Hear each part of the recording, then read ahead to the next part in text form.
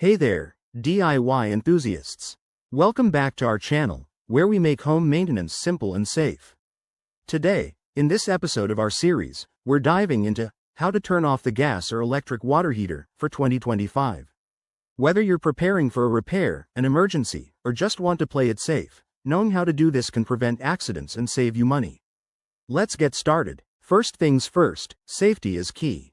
Before you touch anything, make sure you're wearing protective gloves and have a clear workspace.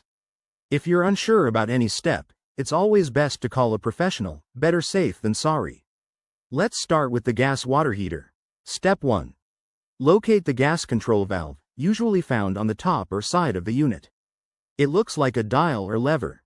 Step 2. Turn the gas supply off by rotating the valve clockwise until it's fully closed. You might hear a click. That's normal. Step 3.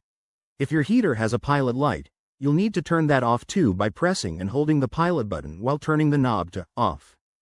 Double check that no gas is leaking by sniffing for that rotten egg smell. Now, for the electric water heater, it's a bit different. Step 1.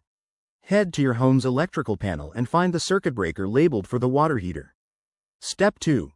Flip that breaker to the off position. To be extra cautious, use a voltage tester to confirm there's no power running to the unit. Step 3.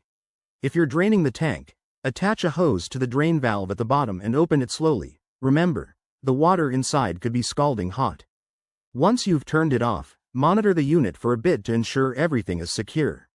If you're turning it back on later, reverse these steps carefully. This simple process can help with energy savings or during power outages. Thanks for watching. If this tutorial helped you, hit that like button, subscribe for more handy tips, and drop a comment below if you have questions. Stay safe and see you in the next video.